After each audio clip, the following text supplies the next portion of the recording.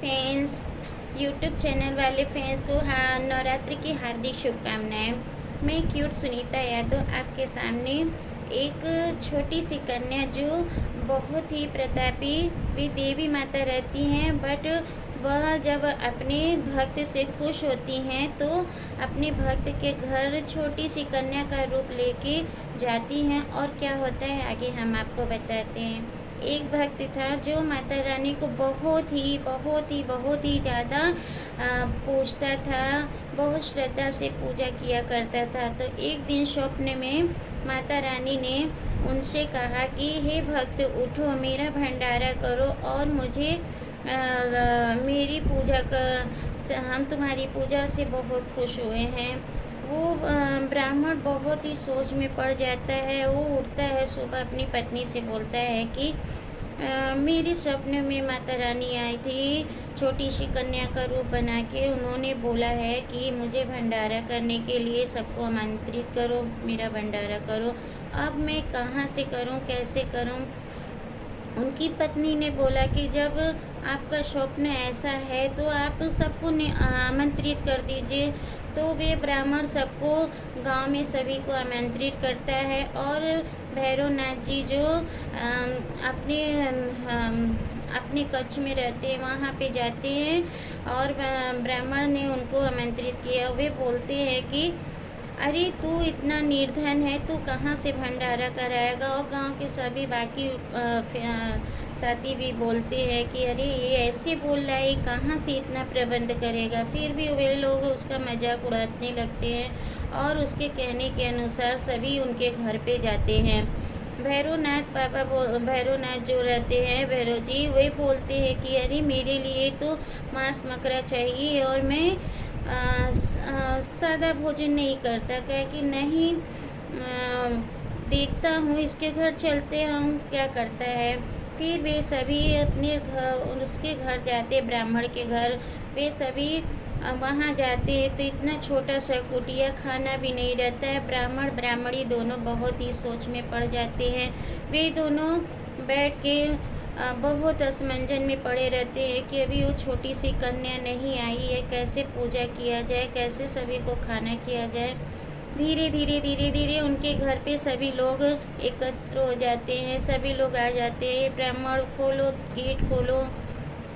हम सभी आ गए। गेट खोलते हैं, वे लोग उनका पैर धोते हैं और उन्हें कहते हैं आइए बैठे कर। तो सभी लोग वहाँ पे गुस्सा होने लगते हैं कि आमंत्रित कर दिए, ना भोजन का प्रबंध है, न यहाँ बैठने का स्थान है, हम लोग कहाँ पे बैठे हैं? इस इतनी सी बात सुनते ही वे लोग बहुत ही घबरा जाते हैं। तभी माता रानी प्रकट होती हैं और उनका जो छोटा सा कुटिया रहता है वो बड़ा सा महल बन जाता है और सभी को जगह हो जाती है वहाँ पे बैठने के लिए। और देखते ही देखते खूब ढेर सारा भोजन का प्रबंध हो जाता है। वे लोग बहुत खुश होते हैं। दोनों ब्राह्मण ब्राह्मणी सभी लोग दोनों सभी को भोजन कराते हैं और छोटी सी कन्या का भी बैठा के भोजन कराते हैं। तभी भैरवनाथ आते हैं और बोलते हैं कि तो ब्राह्मण ब्राह्मणी दोनों उन्हें बैठा के उनको भोजन के लिए कहते हैं। जब उनको भोजन दिया जाता है तो ब्राह्मण से वे भैरवनाथ बोलते हैं कि खाना मुझे नहीं चाहिए, मुझे मांस मकड़ा चाहिए, ये सब खाना हमें नहीं खाना है। इतने में माता रानी छोटी सी कन्या का रूप बना के जो भोजन ग्रहण कर रही थी वो बोलती है मेरे यहाँ तो यही खाना है, अगर आपको खाना है तो खाइए।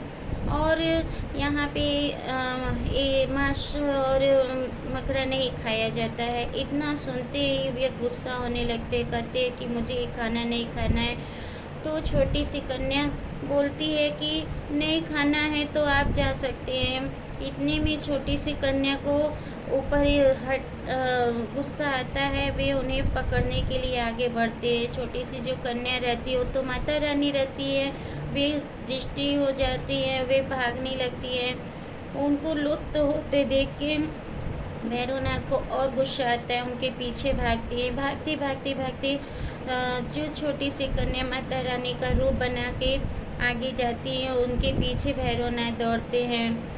माता रानी खूब हँसती हैं, कहती हैं आओ आओ करके उनके पीछे जाती हैं।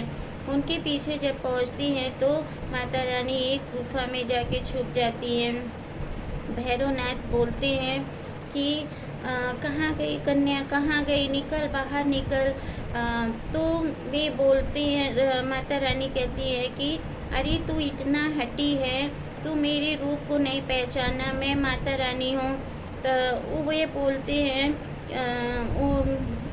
वे बोलने लगते हैं कि मैं बड़ा हूँ, मैं ही सारे विश्व में रहने वाला हूँ। वे बोलती हैं कि नहीं, मैं